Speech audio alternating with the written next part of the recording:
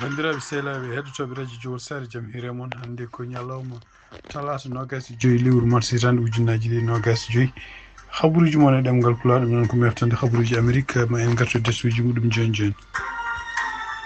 bandiraɓe sehlaɓe heɗotoɓe radio Jowol Sare jaam hiire moon hannde ko ñalawma talata 25 lewru mars hitande ujunnaji ɗiɗi e 25 ko 25 lewru kora kadi hawri guiɗoɗen ko toon to Washington. habaruji men États-Unis ko ɓuuri haalde hannde hono ko erreur mo kamɓe gouvernement makko kanko Donald Trump ɗum noon en wayno ko yimɓe ɓurɓe waɗade mo tawne gonna e batu pour fewjude ko fati e janngol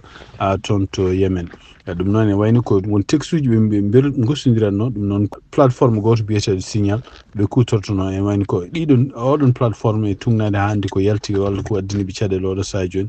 ko won yimɓe ɓe ganduɗa waɗaɓe hen taw ko kañumen koyemen jeeyaka e yimɓe laamu par ce que won journaliste goto jeeyaɗo toon to galle jayndiyankoɓe wiyetede Atlantique waɗama hen won kadi neɗɗo mo ganduɗa ene taw ko conseiller makko kanko Donald Trump biyeteɗo Steve Witkoff e wayno ko kañum huuɗo mum ene waɗano e ngal ɗon dinguiral taw oɗon saaha kañum hoore mum woni toon to Moscou noon ko leydi kañum hoore mum jaɓata ko wiyete signal ko wawi wonde fof ɗum ɗo foof ene wayno ko addaniɓe kamɓe républicain ji et surtout kamɓe gouvernement Donald Trump oɗo saaha joni sibabude jenniɓe kuccitanno e kanko Hillary Clinton affaire Libye nde wiya wonde ko kanko Hillary Clinton hutorima email makko personnel pour ko fati e gueɗe partude Libye e joni noon wontiniɓe caɗele saabu oɗo saaha joni ɓe ganda holno ɗum ɗo waɗiri surtout en hutorade koyeno signal en e wassodirde habaruji taw ko habaruji secret ɗum ɗo ko hunde addandeɓe kamɓe surtout républicain ji kewɗi oɗo saaha joni yanoɓe to guuro men walla leyɗele mumen ɗum ɗo wontini ɗumen caɗele saabu yimɓe fof dande ko wotere ɗum ɗo ko hunde nde kam mbiyata ɗum bridge ko hunde nde ganduɗa ene fotani wonde surtout ko fati e gueɗe confidentiel yimɓe nannede hen taw ɓe jeeyaka e laamu e walla kadi hutorede gueɗe ɗe ganduɗa ko wayno signal pour wassodirde message uji ɗum ɗo ko hunde nde meeɗani yiyede ko wawi wonde fof ene wayno ko kamɓe laamu ngo emeɗe ƴeewa peeje fof surtout kanko ministre toppiti ko fati défense walla kanko ministre toppiti ko fati affaire étrangére eɓe ƴeewa holno ɗum ɗo yaari holno ɗum ɗo waɗiri pour ƴewde holko holno ɓe mbawi fewnitirde ɗum ko jiiɗa e ɗum ɗo ene wayno ko kanko joguiɗo konngol toon to Maison Blanche e wayno ko wi wonde ko Donald Trump ne continue hande hoolade yimɓe ɓe ganduɗa jeeyaɓe e gomu ko fate sécurité mo liggodirde surtout ko fate ko fate soɓe kalde gueɗe mo ganduɗa ko wayno haareji walla ko wayno bombardement walla ko gueɗe parɗe militaire uji e ɗum noon e wiide makko kanko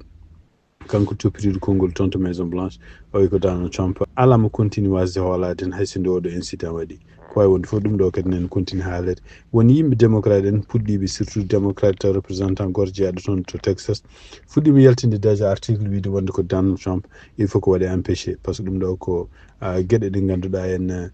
ko menace wonde sécurité États-Unis. habaruji men États-Unis ha hande toon to Washington ene wayno ko toon to congrès hono kamɓe ɓeɗo ardiɓe intelligence ardiɓe CIA ardiɓe kadi FBI ardiɓe kadi défense ɓe toon ɓe gonno hande fottude e yimɓe sénateur uji ɗum noon surtout namdade ɓe ɗeɗo caɗele baɗɗe ɗeɗo balɗe habaruji yimɓe jeeyaɓe nguɗu gomu ko mbiyata sécurité en nde ɓe ndendi message uji e goto e journaliste uji en wayno oɗo saaha joni kamɓe fof surtout kanko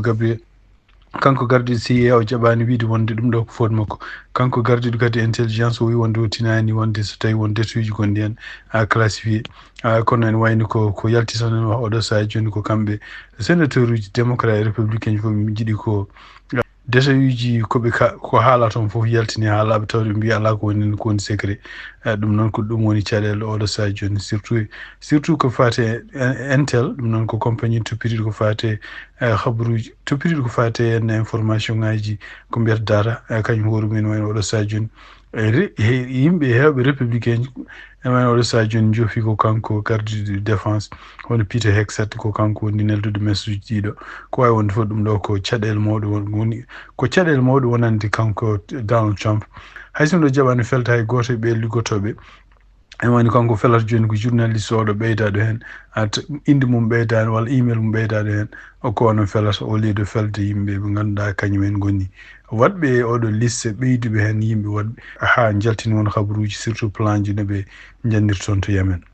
ɗum noon ko tesirade tan kadi ene wayno ko yimɓe hewɓe yannannoɓe kanko Hillary Clinton nden nde caɗele mbaɗi nde takka wiya wonde ko o waɗi wutorima email makko personnel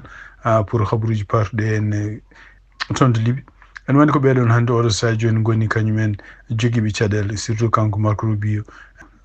Rubio e kanko kadi Pete Hegseth surtout ene jillima laabi kewɗi ɓe jilli toon to faxe ɓe walla ɓe mbiya Hillary Clinton poɗɗo sokede sibabude e welsindima ha habaruji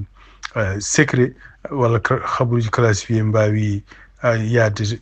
e email muɗum personnel. Hande toon to Washington en wayno ko kamɓe républicain ji oɗo saha joni enen ko kanko Jasmine Crockett ɗum noon ko représentante jeyaɗo toon to Texas ko kañum tampiniɓe oɗo saha joni surtout yen ene wayno ko kañum haalluji muɗum ɗi haalata contre Donald Trump haalluji mum ɗi haalata kadi wayno ko nguɗo laamu guesi e haalluji kadi ɗi haalata ni ko fate même kamɓe républicain ji surtout gueɗe ɗeɓe sippormoɓe jogini Donald Trump ko ɗum waɗi kamɓe député ji républicain ji ɓe puɗɗima wadde ɗaɓɓude wonde ko waddemo kanko Crockett censure ɗum noon ko sibabude won gueɗe ɗe o haale e ko fati aborte. ene woni ko kamɓe républicain ɓe mbi koɓe beltani ko kanko Jasmine Crockett ɗum noon wonno koye conférence toon to Los Angeles koko fati droit de l'homme ene nder conférence o haali hen gueɗe patuɗe en gouverneur Abbott gouverneur mo Texas o wi wonde ko gouverneur Abbott e surtout yen o yobti ɗum wonde ko won gueɗe ɗe waɗata toon gueɗe ɗe ganduɗa lundiɗe haqqillemade o wi noon gouverneur sifat ɗum noon ko gouverneur joɗiɗo toon e koyɗe dulloje e wayno ɗum ɗo no haaliri ɗum ni ene wayno kadi o riftini hen ƴettoje donc kamɓe républicain surtout kanko biyeteɗo Randy Weber ɗum noon kadi ko représentant jeeyaɗo toon Texas ko kañum addi wi waɗi proposition ma waɗde résolution pour wiide ne pinamo kanko Crockett. Censure noon ko hunde nde ganduɗa en hewani hutorede kono ene wayno teskitama oɗo dumun kamɓe toon to sud représentant ɓe kutoro ɗum ɗum noon ɓe mbi wandi ko nde démocrate en kefti kewindi toon to sud représentant ji ene wayno ɓe kutorima ɗum contre Paul Gosar ɗum noon ko jeeyaɗo toon to Arizona junnaji ɗiɗi e nogas go caggal muɗum ene wayno ko démocrate en nayo kañumen taw ko toon to sud représentant ji mbaɗama censuré caggal muɗum ha hitande ujunnaji ɗiɗi e nogas tati wawi wonde fof ene wayno ko kanko Jasmine Crockett oɗo saha joni ko neɗɗo kewɗo haala kadi ko neɗɗo vraiment neɗɗo mo ganduɗa oɗo saha joni gontanɗo to kamɓe républicain ji caɗele no fewi sibabunde ko continue jogade konnguɗi bonɗi fade mabɓe fate politique mabɓe mo mbaɗata.